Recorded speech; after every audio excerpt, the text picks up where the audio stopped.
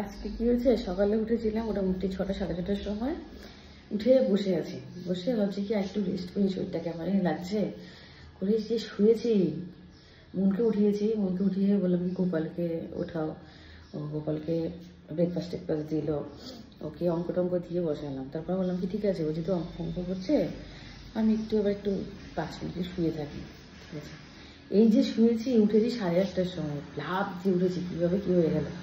Actually কী হয়েছে বলো তো, 2 দিন থেকে মাথাতে তেল তো হয়েছে, তেলের জন্য বোধ ঘুম আসছে। আজকে শ্যাম্পু দিতে হবে, কালকে দিনে এমনি ঠিক আছে, ভাবলাম 2 দিন আর একটু খাত মাথাতে তেলটা, আজকে দিতে হবে।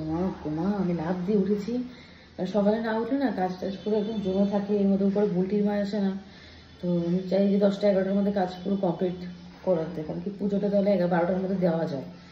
যাই হোক, এখন মোটামুটি কালকে অসুবিধা নেই, কালকে তরকারি সব আছে, শুধু আজকে কালকে একটা ওই বাজার থেকে এই যে লাউ এনেছিলাম, এই লাউটা করবো।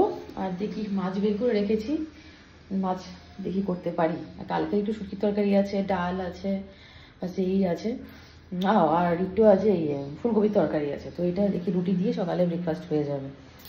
এই আর কি, এখন ঝটফট ব্রেকফাস্ট করি, মন বলছে আমার খিদে পেয়ে গেছে। চলো কাজ ফাজ সারি তাড়াতাড়ি। ফটাফট ব্রেকফাস্ট করে নিয়েছি, রেডি। এই যে এখানে রুটি, ফুলকপির তরকারি, পেঁয়াজ আর একটু আচার।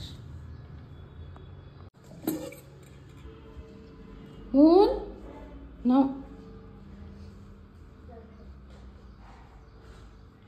রাখলাম। বাজে এখন 11:15, আমার রান্না অলমোস্ট শেষই বলতে পারো। এই যে দেখাচ্ছি লাস্ট, এখানে কড়াইতে চলছে হলো গিয়ে মাছের মাথা দিয়ে লাউ, দেখাই।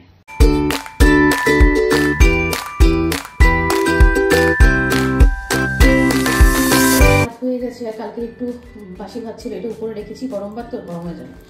তারপরে যাই হোক, আর এখানে হলো গিয়ে এই যে পর্দাটা কি দিয়ে রেখেছে ভাই, অন্ধকারে আছে। এই যে এখানে হলো এই যে শসা, পেঁয়াজ কেটে রেখেছি, এখানে মনের ফ্রুটস, আরে করিস না।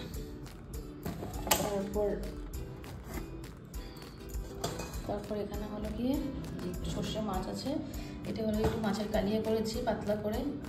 এখানে কালকে একটু শুটকির তরকারি, একটু শাক আছে, একটু মুগ ডাল আছে, আর একটু লাউয়ের তরকারি, যেটা জাস্ট ওই মাছের মাথা দেওয়ার আগে উঠিয়ে রেখেছি। দীপন আবার মাছের মাথা দিয়ে পছন্দ করে না লাউ, বাট আমার ভালো লাগে।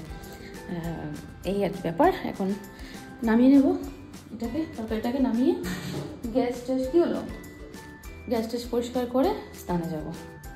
আর এদিকে মন পুজো দিচ্ছে।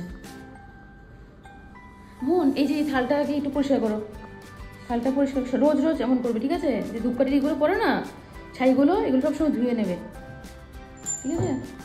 ফুল দাওনি, ও তো দেখাই যায় না, ও কম ফুল, ঠিক আছে দিয়ে দাও।